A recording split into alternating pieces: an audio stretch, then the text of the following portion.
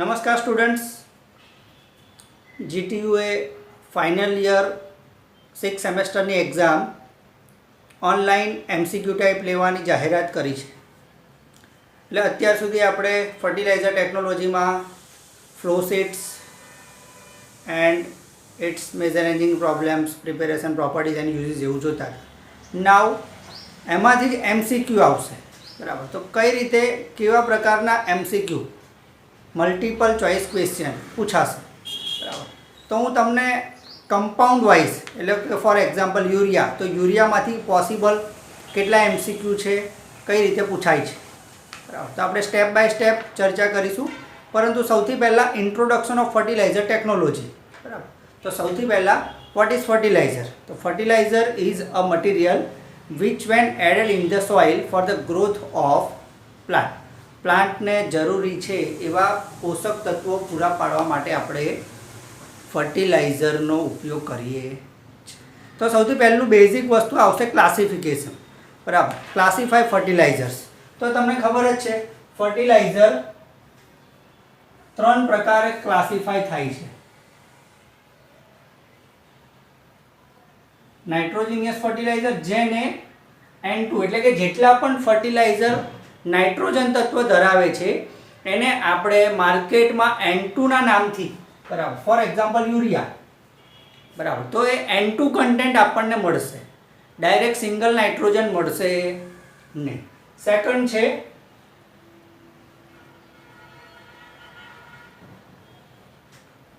Phosphatic fertiliser, તો એ આવશે P2O5 content, બરાબર. અને ત્રીજું છે પોટાસિક ફર્ટિલાઇઝર, તો એ આવશે K2O કન્ટેન્ટ. એટલે તમને એમસીક્યુ પૂછાય કે ભાઈ 5, 10, 20 નું કમ્પોઝિશન દર્શાવો. તો 5 નો મતલબ થાય N2, 10 નો મતલબ થાય P2O5, એટલે કે NPK, પણ in the form of N2, P2O5 અને K2O. આ રીતે દર્શાવવામાં આવે છે, બરાબર. Step by step what is nitrogenous fertiliser આપણે જોઈએ. તો પહેલાં તો નાઇટ્રોજન કેમ જરૂરી છે, why nitrogen is required for plant growth, અથવા તો ક્રોપ્સ ગ્રેન્સ માટે નાઇટ્રોજન કેમ જરૂરી છે? તો શરૂઆતના સ્ટેજીસમાં, અર્લી સ્ટેજમાં ડેવલપમેન્ટ કરવું હોય, બરાબર. એકદમ બીજ વાવીએ ને તરત જ જો ડેવલપમેન્ટની જરૂરિયાત હોય, એ જે ડેવલપમેન્ટ થવા માટે જેની જરૂરિયાત હોય તો એ નાઇટ્રોજનની જરૂરિયાત હોય છે. એટલે N2 requirement four primary growth, બરાબર. એટલે કે early stage of growth two promote and development of stems and leaves, બરાબર. એટલે કોઈક વસ્તુ એવી હોય, કોઈક અનાજ કે કોઈ ક્રોપ્સ કે કોઈ પ્લાન્ટ એવો હોય કે જેમાં ઘણા બધા વધારે પાંદડાઓ હોય, લીવ્સ હોય, બરાબર. તો એવી કન્ડિશનમાં જો કોઈ એમસીક્યુ તમને પૂછાય તો એનો જવાબ આવશે નાઇટ્રોજન, નાઇટ્રોજિનિયસ ફર્ટિલાઇઝર, બરાબર. ઓકે. હવે નાઇટ્રોજન આપણને મોસ્ટલી, બરાબર, nitrogen for fertiliser plants N2 requirements are fulfilled by fractionation of liquefied air. એટલે ક્યાંથી આપણને નાઇટ્રોજન મળે છે, બરાબર. તો નાઇટ્રોજન મેળવવા માટેના ઘણા બધા રસ્તા છે. એટલે સૌથી પહેલાં આપણે એના કમ્પાઉન્ડ જોઈએ. તો સૌથી પહેલાં શરૂઆત કરીએ એમોનિયા. અત્યારે ફક્ત એના કમ્પાઉન્ડ અને ફોર્મ્યુલા, બરાબર. તો કોઈ પણ નાઇટ્રોજિનિયસ ફર્ટિલાઇઝર બનાવવા માટે સૌથી પહેલું અને બેઝિક રો મટીરિયલ છે એમોનિયા, બરાબર. તમને ક્વેશ્ચન પૂછાય કે સૌથી હાઈએસ્ટ નાઇટ્રોજન ધરાવતું તત્વ કયું? તો જો ક્વેશ્ચનમાં લિક્વિડ એમોનિયા હોય, એમસીક્યુમાં ઓપ્શનમાં લિક્વિડ એમોનિયા હોય, તો સૌથી વધારે નાઇટ્રોજન કન્ટેન્ટ આમાં આવશે. જો આ ના હોય તો ત્યારબાદ આવશે urea as a solid fertiliser. Formula છે NH2CO NH2. યુરિયાની અંદર 46.66% it has the highest nitrogen content available as a solid fertilizer. બરાબર, આ બંને આન્સર સાચા છે, પણ લિક્વિડ એમોનિયા જો ઓપ્શન હોય તો એમાં સૌથી વધારે નાઇટ્રોજન કન્ટેન્ટ છે. ઓકે, ત્યારબાદ નાઇટ્રોજિનિયસ ફર્ટિલાઇઝરમાં બીજું એક રો મટીરિયલ નાઇટ્રોજિનિયસ ફર્ટિલાઇઝર માટે HNO3. શું છે HNO3?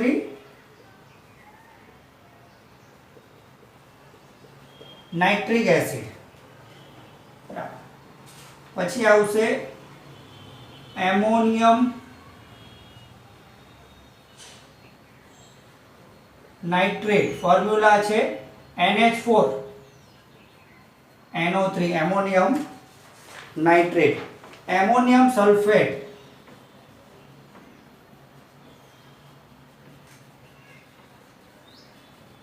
એમોનિયમ સલ્ફેટમાં આવશે NH4 twice SO4 સલ્ફેટ હોવાના લીધે. ત્યારબાદ આવશે એમોનિયમ ક્લોરાઇડ.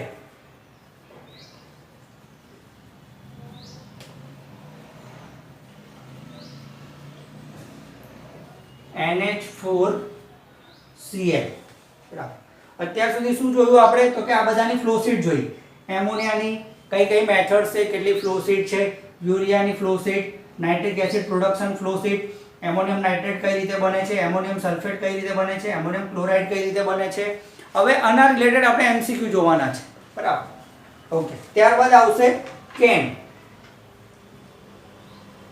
કેનનો મતલબ છે calcium ammonium nitrate. Calcium ammonium nitrate formula શું છે? CaH4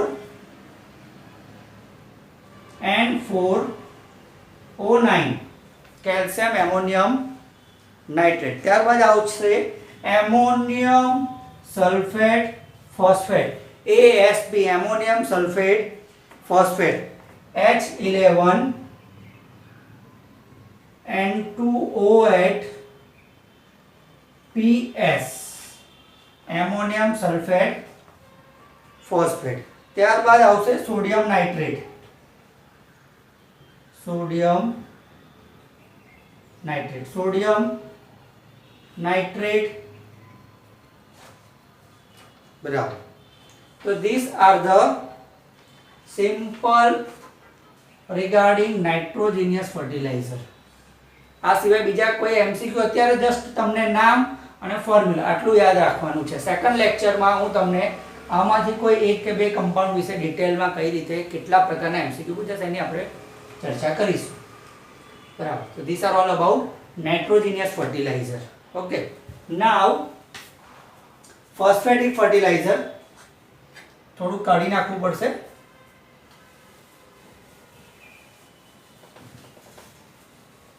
ઓકે, ફોસ્ફેટિક ફર્ટિલાઇઝર ક્યાં જરૂર પડે? What is phosphatic fertiliser? તો ફોસ્ફેટિક ફર્ટિલાઇઝર ફ્રૂટ ફોર્મેશન માટે. શેના માટે?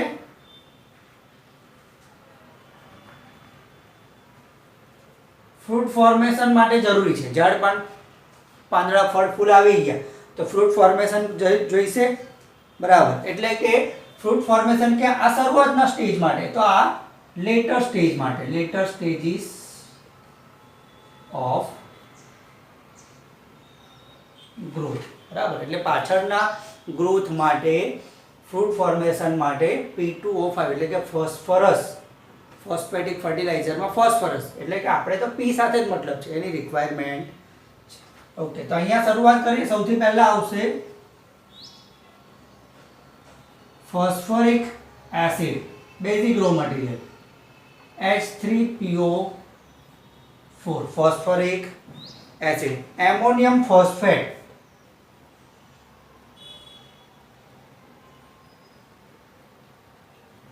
Ammonium phosphate NH4 twice PO4 sorry phosphate એટલે 3 ગણો અહીંયા થાઈઝ આવશે.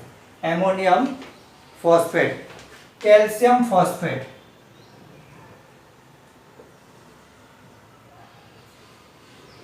Calcium phosphate Ca3PO4 twice. Super phosphate,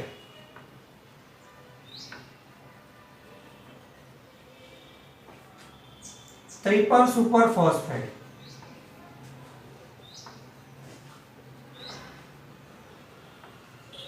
super phosphate CaH4P2O8 અને ટ્રિપલ સુપર ફોસ્ફેટ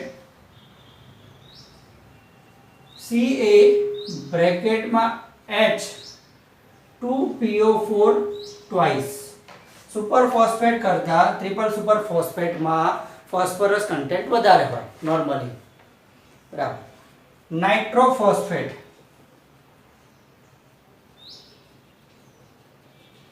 નાઇટ્રોફોસ્ફેટ NO6P⁻², આ એની ફોર્મ્યુલા છે.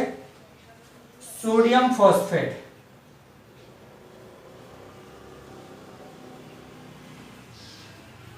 Sodium phosphate Na3PO4.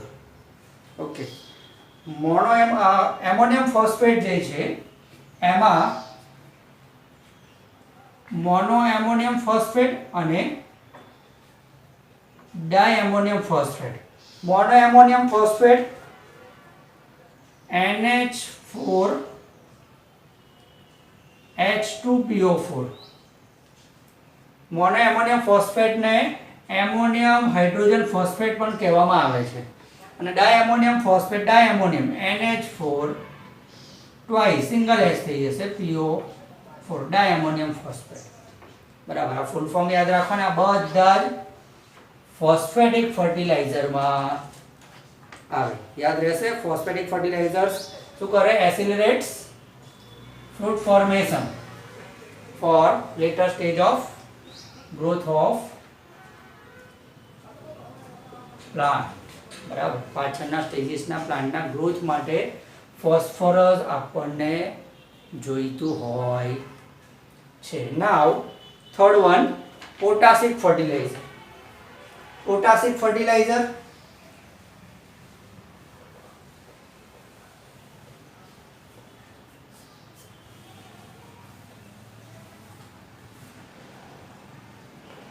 પોટાશિક ફર્ટિલાઇઝરમાં કેમ જરૂર પડે?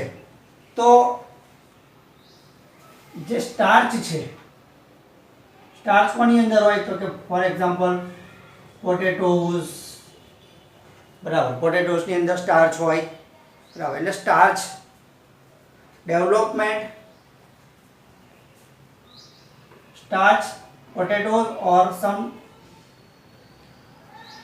કમ્પાઉન્ડ, એટલે કે અમુક અનાજમાં પણ સ્ટાર્ચની જરૂર હોય છે. એટલે કે સ્ટાર્ચને ગ્રોથ કરવા માટે, સ્ટાર્ચને વધારવા માટે પોટાશિક ફર્ટિલાઇઝરની જરૂર પડે.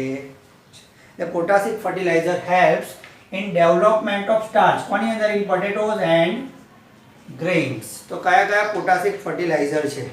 તો potassium chloride, potassium chloride KCl.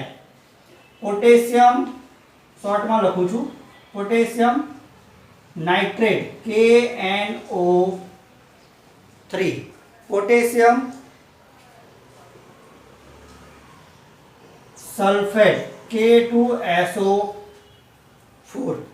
બરાબર. આ ત્રણે ત્રણ એ પોટાશિક ફર્ટિલાઇઝર છે.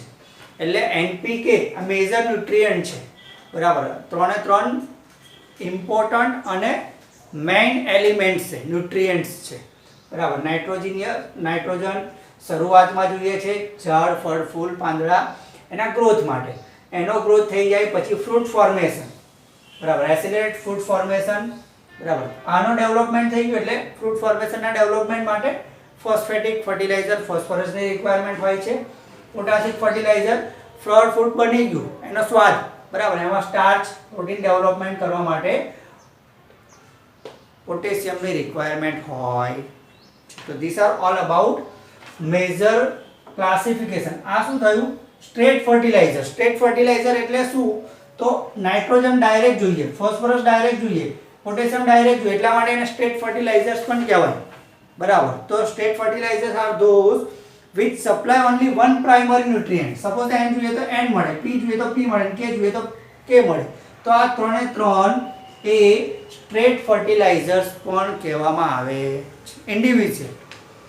બરાબર? ઓકે. તો ફર્ટિલાઇઝર એનું આ ક્લાસિફિકેશન જોઈએ તો આ સિંગલ એલિમેન્ટ એટલે કે સ્ટ્રેટ ફર્ટિલાઇઝર. બરાબર. અને બીજું ફર્ટિલાઇઝરનું ક્લાસિફિકેશન મલ્ટી એલિમેન્ટ.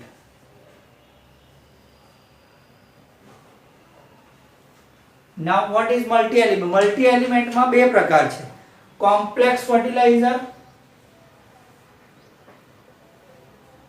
અને મિક્સ ફર્ટિલાઇઝર. કોમ્પ્લેક્સ ફર્ટિલાઇઝર અને mix fertiliser more or less same જ છે, પરંતુ કોમ્પ્લેક્સ ફર્ટિલાઇઝર બે અથવા બેથી વધારે સિંગલ એલિમેન્ટ ફર્ટિલાઇઝરનું મિક્સર, પરંતુ જે પદાર્થ હોય એમાં એટલીસ્ટ બે એલિમેન્ટ તો હોય જ. ફોર એક્ઝામ્પલ NP હોય, PK હોય, NK હોય. બરાબર? આ ત્રણમાંથી બેનું કોમ્બિનેશન હોય એવો કમ્પાઉન્ડ પ્રેઝન્ટ હોય, ધેટ મીન્સ કોમ્પ્લેક્સ ફર્ટિલાઇઝર. બરાબર? For example diammonium phosphate DAP, અથવા તો બીજું એક્ઝામ્પલ છે નાઇટ્રોફોસ્ફેટ NP. એ કોમ્પ્લેક્સ ફર્ટિલાઇઝર કહેવાય. What is complex fertiliser? Two or more primary nutrients, at least શું બેનું કોમ્બિનેશન હોય બે કરતાં વધારે, પણ એક પદાર્થ એવો હોય કે જેની અંદર બેનું કોમ્બિનેશન તો હોય કા NP હોય, કા NK હોય, કા PK હોય. બરાબર છે? ઓકે. મિક્સ ફર્ટિલાઇઝર ત્રણે ત્રણ એક્ઝામ્પલ તરીકે NPK. આ પણ અહીંયા શું થાય છે કે અહીંયા ત્રણે ત્રણનું મિક્સર હોય છે. જેમ અહીંયા મેં તમને એક્ઝામ્પલ આપ્યું હતું 5, 10, 20 વાળું, એવી રીતે અહીંયા ત્રણે ત્રણનું ફિઝિકલ મિક્સર, એટલા માટે એને મિક્સ ફર્ટિલાઇઝર કહેવાય છે. જ્યારે અહીંયા પદાર્થની અંદર એક જે કમ્પાઉન્ડ હોય, ફોર એક્ઝામ્પલ નાઇટ્રોફોસ્ફેટ, તો એની અંદર નાઇટ્રોજન અને ફોસ્ફરસ છે જ, ધેટ મીન્સ કે બે તો છે જ. બરાબર? That's why it is called complex fertiliser. ને NPK ત્રણ બે અથવા બેથી વધારેનું મિક્સર. બરાબર? પણ એ ફિઝિકલ મિક્સર હોય, એટલા માટે એને મિક્સ ફર્ટિલાઇઝર કહેવામાં આવે છે. That's why it is called NPK. For example ત્રણનું combination, that is NPK fertiliser. યાદ રહેશે? ઓકે. તમને કમ્પ્લીટ ફર્ટિલાઇઝર પણ પૂછે તો કમ્પ્લીટ ફર્ટિલાઇઝરનો મતલબ શું છે? કમ્પ્લીટ ફર્ટિલાઇઝર કોને કહેવાય? તો complete fertilisers refer to the fertilizer that contains NPK. ત્રણનું મિક્સર જે હોય એને કમ્પ્લીટ ફર્ટિલાઇઝર કહેવામાં આવે છે. યાદ રહેશે? તો પહેલા ચેપ્ટર એટલે કે ઇન્ટ્રોડક્શન ઓરિએન્ટેડ, મેં તમને જેટલા પણ MCQ પૂછાય એવા લાગે છે એનું તમને ઇન્ટ્રોડક્શન આપ્યું. હવેથી આમાંથી કોઈક ને કોઈ કમ્પાઉન્ડ લઈને, બરાબર, ફોર એક્ઝામ્પલ યુરિયા છે, એમોનિયા છે, નાઇટ્રિક એસિડ છે, એમોનિયમ નાઇટ્રેટ છે, પોટેશિયમ ક્લોરાઇડ છે, કોઈને કોઈ એકાદ કમ્પાઉન્ડ લઈને એના રિલેટેડ કેટલા MCQ પૂછાઈ શકે છે એની આપણે નેક્સ્ટ લેક્ચરમાં ચર્ચા કરીશું. Thank you.